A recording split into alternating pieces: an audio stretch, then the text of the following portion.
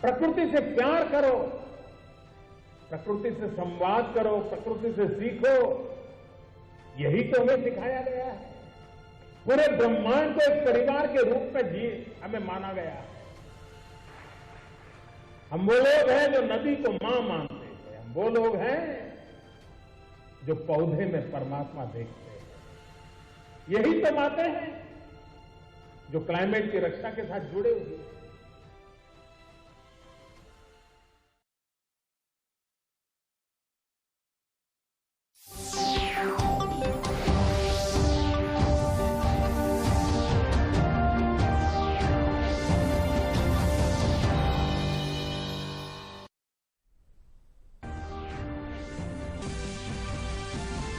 प्रधानमंत्री नरेंद्र मोदी ने क्वाड शिखर सम्मेलन से पहले अमेरिका की उपराष्ट्रपति कमला हैरिस, ऑस्ट्रेलिया के प्रधानमंत्री स्कॉट मॉरिसन के साथ ही प्रमुख उद्योगपतियों के 5 सीईओ से मुलाकात की। व्यावसायिक संभावनाओं पर किया विचार। केंद्रीय सूचना और प्रसारण मंत्री अनुराग ठाकुर ने मंत्रालय से संबंधित सभी विभागों की राजधानी लखनऊ में समीक्षा की। जनता के बीच मीडिया की पहुंच बढ़ाने के लिए दिए निर्देश। साथ ही प्रदेश में फिर योगी सरकार के बहुमत पाने की कही बात। केंद्रीय मंत्री और उत्तर प्रदेश के चुनाव प्रभारी धर्मेंद्र प्रधान ने कहा, निषाद पार्टी से भाजपा का है गठबंधन, सभी वर्गों को साथ लेकर चुनावी मैदान में बहुमत प्राप्त करेगी फिर भारतीय जनता पार्टी। मुख्यमंत्री योगी आदित्यनाथ और रक्षा मंत्री राजनाथ सिंह ने ब्रह्मलीन महंत अवैधनाथ की 7वीं पुण्यतिथि पर महाराजगंज में भव्य प्रतिमा का अनावरण किया।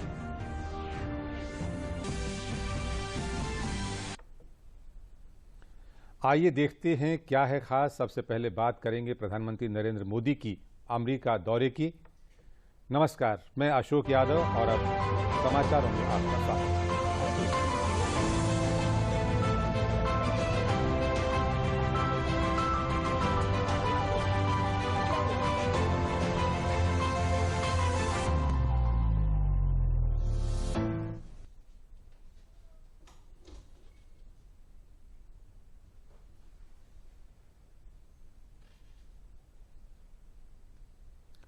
प्रधानमंत्री नरेंद्र मोदी और ऑस्ट्रेलिया के प्रधानमंत्री स्कॉट मॉरिसन के बीच हुई मुलाकात पर विदेश सचिव हर्षवर्धन श्रृंगला ने कहा कि कोविड महामारी के बाद दोनों नेताओं की ये पहली मुलाकात थी। विदेश सचिव ने कहा कि दोनों नेताओं ने द्विपक्षीय हित के क्षेत्रीय और वैश्विक मुद्दों पर चर्चा की। Prime Minister's meeting with Australian Prime Minister Scott Morrison was the first in-person meeting that the two leaders have held in the post-pandemic period. They discussed a broad range of issues which covered bilateral, regional and global issues of mutual interest. They noted with satisfaction the high-level engagement between the two countries, particularly the first recently held India-Australia 2+2 dialogue which was held in New Delhi. They reviewed progress since the last Leaders Summit that was held virtually in June 2020, and they resolved to continue their close partnership and cooperation for the mutual well-being of both sides. प्रधानमंत्री नरेंद्र मोदी ने America की उपराष्ट्रपति कमला Harris से मुलाकात की। दोनों नेताओं ने बैठक के दौरान द्विपक्षीय मुद्दों सहित वैश्विक महत्व के कई अन्य मुद्दों पर चर्चा की। प्रधानमंत्री नरेंद्र मोदी ने उपराष्ट्रपति कमला हैरिस और उनके पति डगलस एम हाफ को भारत आने का न्योता दिया।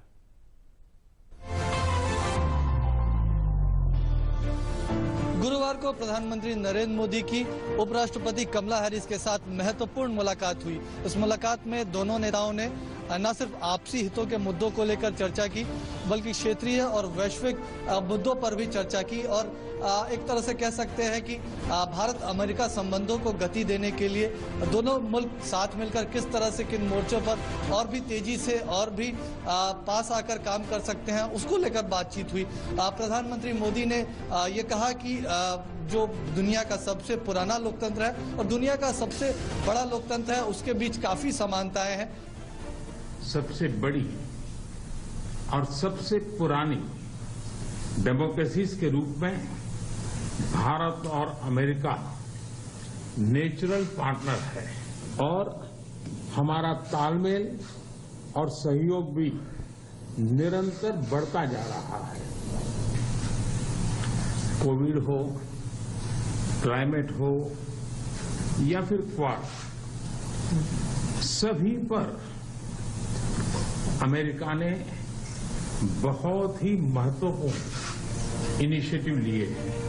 उपराष्ट्रपति ने यह भी कहा कि लोकतंत्र पर जो खतरे दिखाई दे रहे हैं, लोकतांत्रिक मूल्यों की रक्षा के लिए भारत और अमेरिका को और भी ज्यादा मिलकर काम करने की जरूरत है। उन्होंने कहा कि जब भी भारत और अमेरिका करीब आए हैं, साथ मिलकर काम उन्होंने किया है, तो इससे एक तरह से विश्व कल्याण को बढ़ावा मिला है।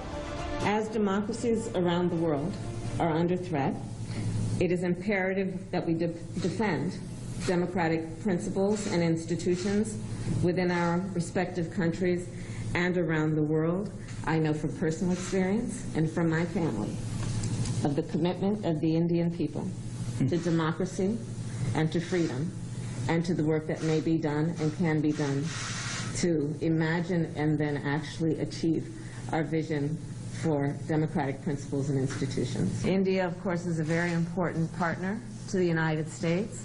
Throughout our history, our nations have worked together, have stood together to make our world a safer and stronger world, be it COVID-19, the climate crisis, and the importance of our shared belief in a free and open Indo-Pacific region. Bharat और America के बीच व्यापारिक संभावनाओं को विस्तार देने के मकसद से प्रधानमंत्री नरेंद्र मोदी ने अमेरिका की 5 शीर्ष कंपनियों के सीईओ से मुलाकात की।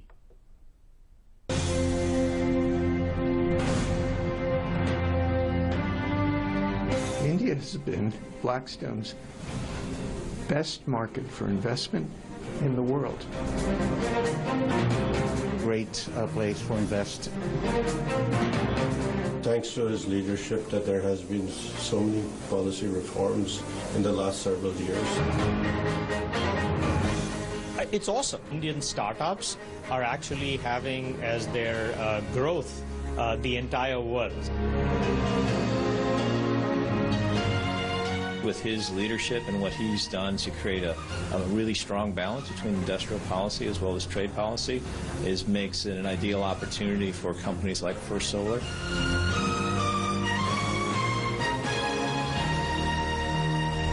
भारत अमेरिका के बीच कारोबारी संभावनाओं को विकसित करने के लिए प्रधानमंत्री नरेंद्र मोदी ने वाशिंगटन डीसी में 5 दिग्गज अमेरिकी कंपनियों के मुख्य कार्यकारी अधिकारियों से मुलाकात की।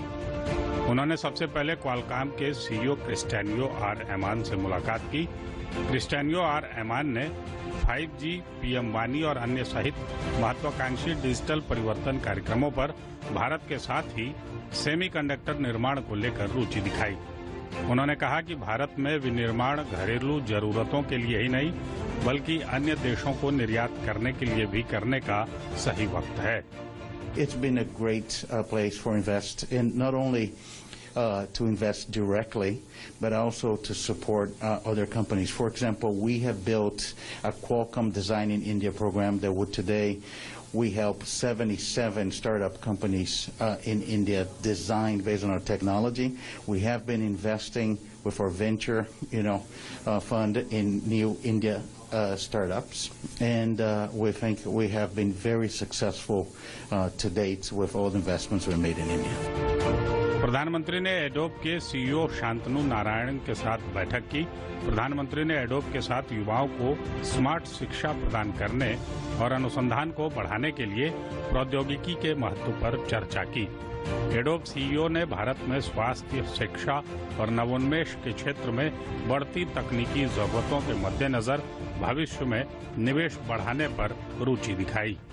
As an Indian American, I mean, what could be more inspiring or a matter of pride than seeing what the Prime Minister is doing to really encourage startups, to really encourage investment in India. So, a huge supporter and fan of what the Prime Minister is doing. PM Modi ने first solar के CEO mark Widmer से भी मुलाकात की।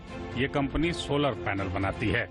प्रधानमंत्री ने बताया कि भारत का लक्ष्य 450 गीगावाट नवीकरणीय ऊर्जा उत्पादन करने का है। साथ ही भारत में चल रही प्रोडक्शन लिंक्ड स्कीम का फायदा नवीकरणीय ऊर्जा क्षेत्र उठा सकता है।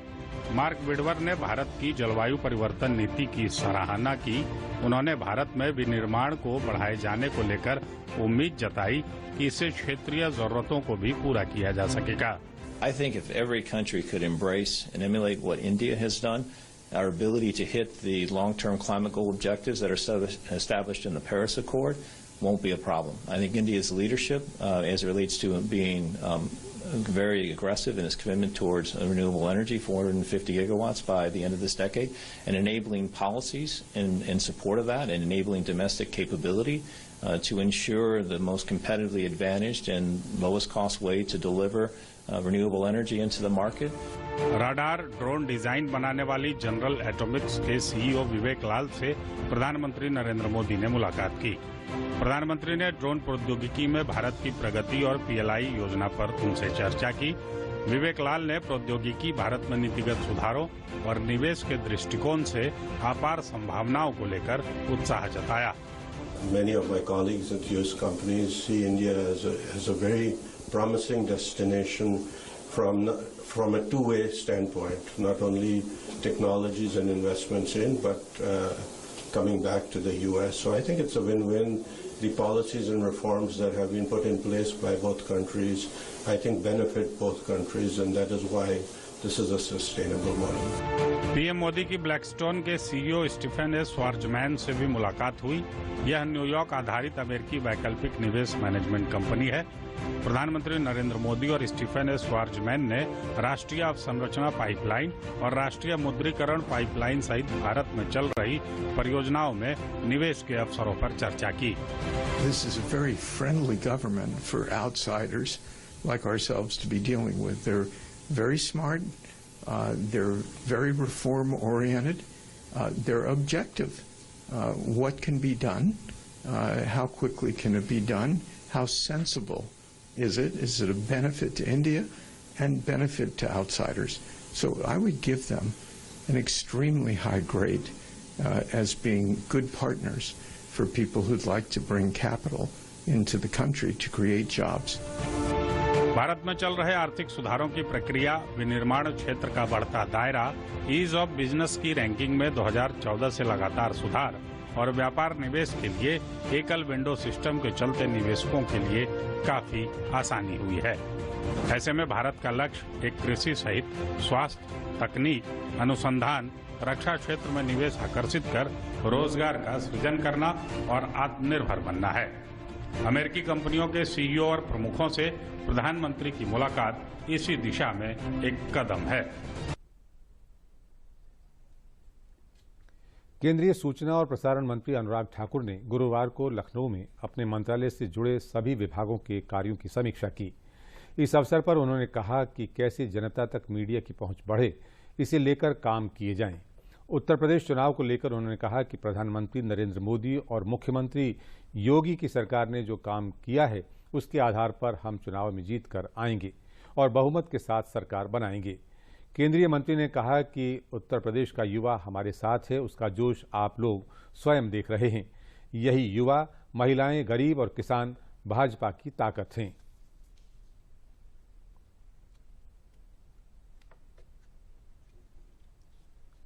आप कार्यकर्ताओं का जोश देख सकते हैं, जनता का स्नेह प्रेम देख सकते हैं। ये अपने आप में दिखाता है कि उत्तर प्रदेश में मोदी जी, योगी जी की सरकार, भारतीय जनता पार्टी की सरकार ने जन जन के लिए कार्य किया है, भ्रष्टाचार से मुक्ति दिलाई है, गुंडाराज से मुक्ति दिलाई है और विकास को जन जन तक, यूपी के कोने कोने तक पहुंचाया है। और यही कारण है कि कार्यकर्ताओं का उत्साह और जनता का स्नेह और प्रेम बना। युवा एक बड़ी ताकत है, न केवल उत्तर प्रदेश के लिए बल्कि देश के लिए। और इन्हीं युवाओं के बल पे जहां 2014 में, 17 में, 19 में उत्तर प्रदेश में भारतीय जनता पार्टी ने रिकॉर्ड जीत हासिल की थी, 2022 में भी भारतीय जनता पार्टी रिकॉर्ड जीत हासिल करेगी। युवाओं के दम पर, महिलाओं के आशीर्वाद से, बुजुर्गों के आशीर्वाद से और समाज के हर वर्ग के लिए जो सबका साथ, सबका विकास, सबका विश्वास, इसी मंत्र के साथ मोदी जी, योगी सरकार ने काम किया है, उसका लाभ भी भारतीय जनता पार्टी को मिलेगा। और अब रुकेंगे एक अल्प विराम के लिए।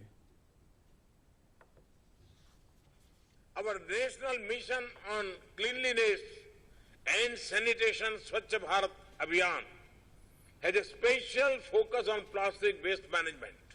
Environmental degradation hurts the poor and vulnerable the most. It is the duty of each one of us to ensure that the quest for material prosperity does not compromise our environment. केंद्रीय मंत्री और उत्तर प्रदेश के चुनाव प्रभारी धर्मेंद्र प्रधान ने press को संबोधित करते हुए कहा है कि निषाद पार्टी के साथ हमारा गठबंधन है। आज इसकी आधिकारिक घोषणा की जा रही है।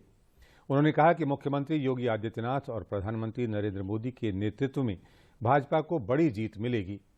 प्रदेश के चुनाव प्रभारी ने कहा कि भाजपा समाज के सभी वर्गों को लेकर चलती है, वो समावेशी विकास के लिए काम करती है। इस अवसर पर प्रदेश अध्यक्ष स्वतंत्र देव सिंह ने कहा कि संजय निषाद एनडीए का हिस्सा हैं। मुख्यमंत्री योगी आदित्यनाथ के नेतृत्व में निषाद पार्टी के साथ प्रदेश में भाजपा की बड़ी जीत होगी। इलाहाबाद प्रयागराज से नीचे गैस पाइपलाइन जाए, गोरखपुर की खाद कारखाना हो वहां तक गैस पाइपलाइन जाए, बनारस शहर के अंदर घर घर में गैस पहुंचे या पूर्वांचल के अन्य जिलाओं में जाए, ऐसे कामों के लिए मैं भी आते रहा हूं। और इस बार मेरे को शिक्षा विभाग की काम मिली है। उत्तर प्रदेश और भारत की उच्च शिक्षा की, भारत की प्राथमिक शिक्षा की, भारतीय शिक्षा की बहुत गहरा संपर्क है। मैं उस विभाग के काम को भी जिम्मेवारी निभाने के लिए भी आते रहूंगा। लेकिन इस बार तो विशेष करके चुनाव की दायित्व के रहते हुए मैंने जो 3 दिन से महसूस किया, कल भी 2 सार्वजनिक कार्यक्रम में मैं गोरखपुर के इलाका में था। मित्रों, मैं जिम्मेवारी के साथ कह सकता हूं, प्रधानमंत्री नरेंद्र मोदी जी और यहां के लोकप्रिय मुख्यमंत्री आदरणीय योगी जी के ऊपर प्रदेश की जनता की अटूट भरोसा है। उसी भरोसा के आधार पर प्रजातंत्र में भरोसा ही सबसे बड़ी पूंजी होती है, विश्वास ही सबसे बड़ी पूंजी होती है। समाज की सभी वर्गों की विकास के लिए सबका साथ, सबका विकास, सबका विश्वास और आजादी के 75 साल की अवसर पे आने वाले जो 25 साल शताब्दी के लिए जो प्रवास होगी, उसके लिए सामूहिक प्रयास की जन आंदोलन की आह्वान प्रधानमंत्री जी ने किया है। उसी के अंदर 2022 की यूपी की विधानसभा हमारे लिए महत्वपूर्ण होती है। यहाँ की संगठन स्वतंत्र देव जी, हमारे योग्य संगठन मंत्री सुनील बंसल जी, हमारे 6 क्षेत्र की नेतृत्व सरकार और संगठन की सही कामों के कारण, समन्वय के कारण भारतीय जनता पार्टी 2022 की चुनाव में भी और समाज को गहराई से साथ लेने की सफल होगी, यही मेरा पूरा विश्वास है। मैं आपके साथ मिलते रहूंगा, आपसे संपर्क में रहूंगा और आप भी मेरे को मिलोगे। आपके सुझाव हमारे लिए महत्वपूर्ण होगा। आज के दिन पे इस गठबंधन की पुनः घोषणा के साथ साथ हमने, जैसे आपने देखा होगा, पिछले 3 दिन से हमारी संगठन और चुनाव प्रभारी की टीम, मेरे सहयोगी अनुराग ठाकुर जी, जो थोड़ा चुनाव प्रबंधन में विशेष ध्यान दे, जो उनकी कई प्रकार की बैठक आप लोगों ने रिपोर्टिंग भी किया है। ऐसे ही आने वाले दिनों में सभी प्रकार की सहयोग आपसे मैं अपेक्षा करता हूं। फिर 2022 के लिए दोनों दल मिलकर ताकत के साथ आदरणीय योगी जी के नेतृत्व में, आदरणीय मोदी जी के नेतृत्व में कार्यकर्ताओं के दम पर विकास के रास्ते पर फिर हम सब आगे बढ़ेंगे और आदरणीय संजय जी के नेतृत्व में और भारतीय जनता पार्टी संगठन के कार्यकर्ताओं के नेतृत्व में दोनों मिलकर राज्य के अंदर कमल खिलेगा। महाराजगंज जनपद के चौक बाजार स्थित गौरक्ष पीठाधीश्वर महंत अवैधनाथ महाविद्यालय में आज ब्रह्मलीन गौरक्ष पीठाधीश्वर महंत अवैधनाथ जी महाराज की 7वीं पुण्यतिथि के मौके पर स्थापित भव्य प्रतिमा का अनावरण रक्षा मंत्री राजनाथ सिंह और मुख्यमंत्री योगी आदित्यनाथ द्वारा किया गया। इस मौके पर केंद्रीय वित्त राज्य मंत्री पंकज चौधरी और उत्तर प्रदेश सरकार के जल शक्ति मंत्री डॉक्टर महेंद्र सिंह सहित कार्यक्रम में मौजूद अतिथियों ने ब्रह्मलीन अवैधनाथ जी की प्रतिमा पर श्रद्धांजलि अर्पित की। कार्यक्रम को संबोधित करते हुए मुख्य अतिथि रक्षा मंत्री राजनाथ सिंह ने कहा कि वो मानते हैं कि पूरे देश में ब्रह्मलीन महंत अवैधनाथ किसी परिचय के मोहताज नहीं थे। इस प्रतिमा के अनावरण कार्यक्रम में जिस तरह से लोग बैठे हैं, ये दर्शाता है कि भारत की सनातन और पुरातन संस्कृति के साथ नाथ संप्रदाय के प्रति भी सभी की आस्था है। उनका व्यक्तित्व अद्भुत था। उनका सानिध्य काफी सालों तक उन्हें मिला।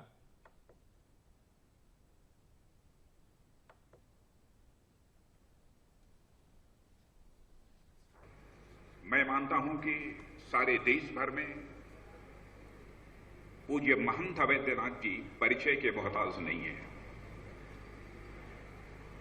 सभी लोग उनसे अच्छी तरह से परिचित हैं। मैंने बहुत प्रतिमाओं का अनावरण देखा है। बड़ी तैयारी के साथ लोग प्रतिमाओं के अनावरण का कार्यक्रम करते हैं, लेकिन सामान्यतः उस अनावरण के कार्यक्रम में लोगों की रुचि नहीं होती। लेकिन यहां प्रत्यक्ष अपनी आंखों के सामने देख रहा हूं, जिस भाव और जिस श्रद्धा के साथ लोग यहां पर ब्रह्मलीन महंत अवैधनाथ जी की प्रतिमा के अनावरण के अवसर पर लोग बैठे हुए हैं, स्थिरचित्त यहां पर बैठे हुए हैं। यह दर्शाता है कि भारत की सनातन यानी नित्य नूतन और चिर पुरातन जो संस्कृति है उसके प्रति भी आपकी आस्था है, और साथ ही साथ आपकी नाथ संप्रदाय के प्रति आस्था है, और आप पूज्य महंत अवैधनाथ जी के प्रति भी आप सबकी आस्था है। सामान्यतः यह देखने को नहीं मिलता है। गोरक्ष पीठाधीश्वर पूज्य अवैधनाथ जी का व्यक्तित्व अद्भुत था। केवल प्रशंसा के लिए मैं प्रशंसा नहीं कर रहा। जब हमारी आयु 18-19 वर्ष की थी, तब से मैं उनके साथ बातचीत करने का, उनका चरण स्पर्श कर आशीर्वाद लेने का यह हमको अवसर प्राप्त हुआ है। बहनों भाइयों, जब मैं एमएससी प्रथम वर्ष का गोरखपुर विश्वविद्यालय का छात्र था, विश्वविद्यालय में प्रवेश लेने के बाद सबसे पहले आशीर्वाद लेने के लिए यदि मैं गया था तो परम पूज्य गोरक्ष पीठाधीश्वर महंत अवैधनाथ जी का ही आशीर्वाद लेने के लिए मैं गया।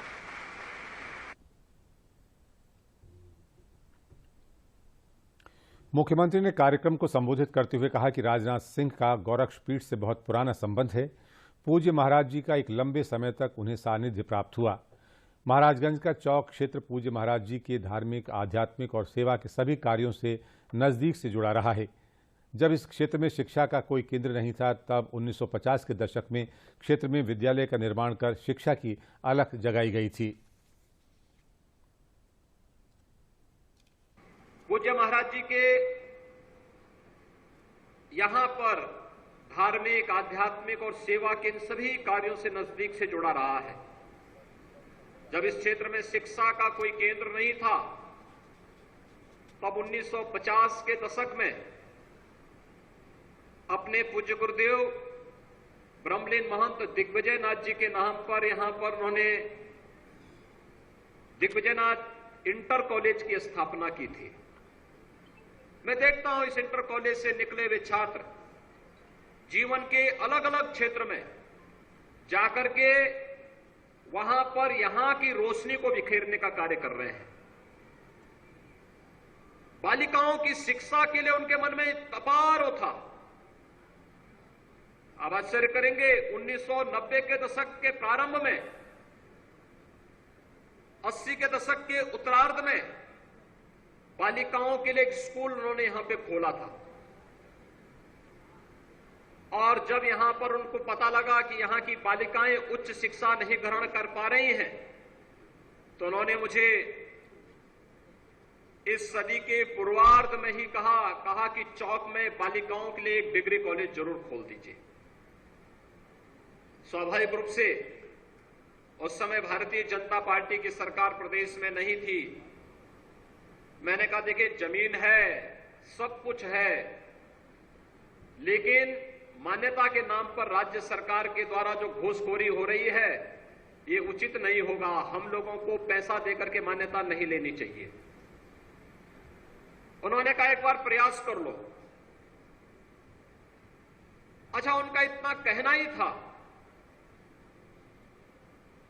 कि मैंने इस पे कार्रवाई पड़ा। मैंने यहां निर्माण कार्य प्रारंभ किया, आवेदन किया, और निर्माण कार्य पूरा होते होते देवयोग से ऐसी स्थिति थी कि स्वतः स्फूर्त भाव के साथ मान्यता भी मिलती हुई दिखाई दी।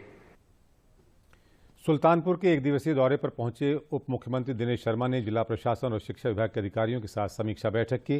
पीडब्ल्यूडी अतिथिगृह में आयोजित बैठक में सत्र विनियमितीकरण, विश्वविद्यालय परीक्षा, यूपी बोर्ड परीक्षा, ऑनलाइन परीक्षा प्रणाली सहित विभिन्न विकास योजनाओं के कार्यों की प्रगति की समीक्षा की गई।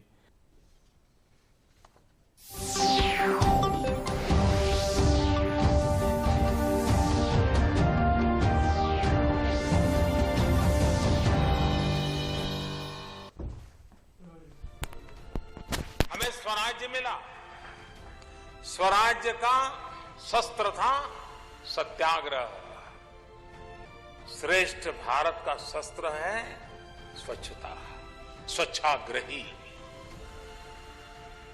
अगर स्वराज के केंद्र में सत्याग्रही था, तो श्रेष्ठ भारत के केंद्र में स्वच्छाग्रही है।